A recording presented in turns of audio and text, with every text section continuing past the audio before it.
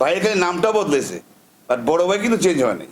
এই দেশ আগের জায়গায় যেতে পারে না। বড় কোম্পানি আছে বলে কি ছোট কোম্পানি তৈরি হচ্ছে না? হচ্ছে। ছোট কোম্পানির তো ব্যবসা করতেছে না? নাকি সব ব্যবসা বড় কোম্পানি করে? করে।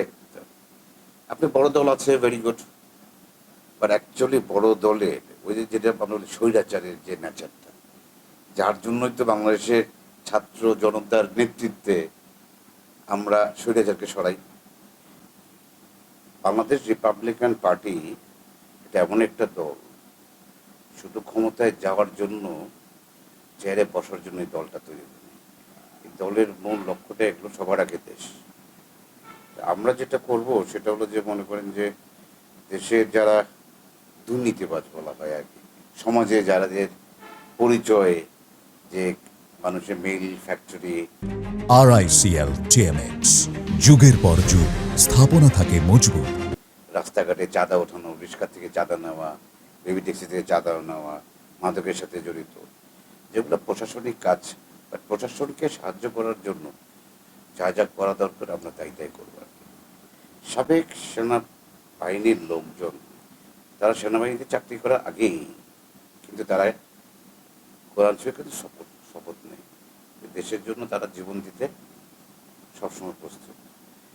তারা এখন সাবেক হলেও তাদের গায়ে কিন্তু সেই রক্ত আছে, সে ওয়াদাটা আছে। আমি বাংলাদেশের সেনাবাহিনীর সাথে আমি প্রত্যক্ষ পরোক্ষভাবে সে অনেক আগের থেকেই আমি ইনভলভ।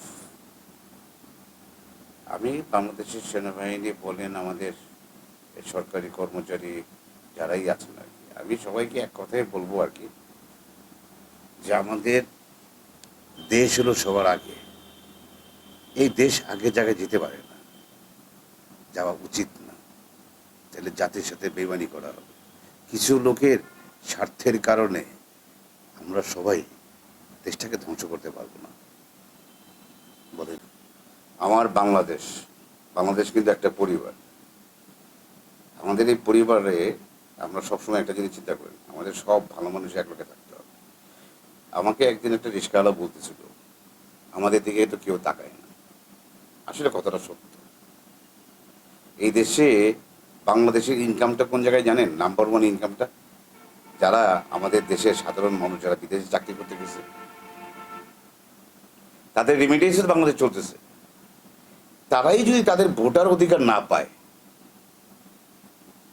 যাদের অর্থের মাধ্যমে দেশ চলতেছে, বা তাদের ভোটার অধিকার নাই রে ভাই,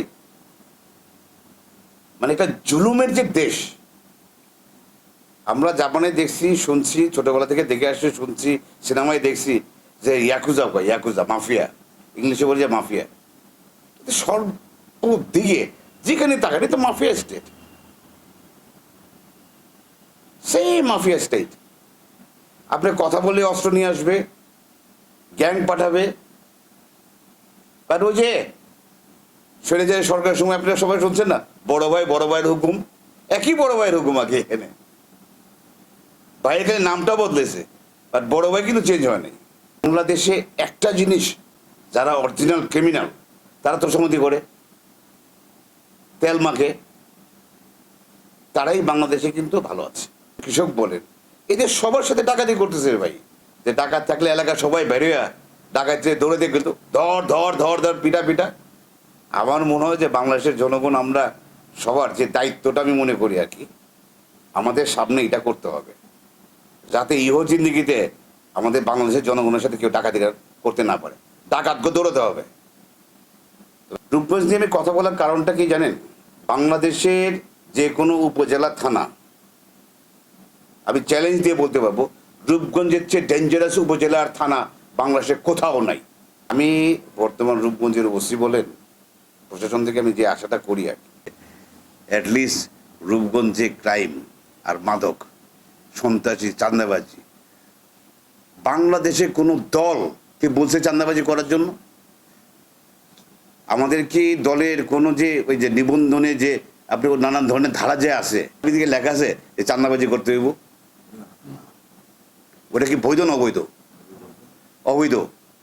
কেন অবৈধ জিনিসগুলো আপনারা প্রশ্রয় দিচ্ছেন?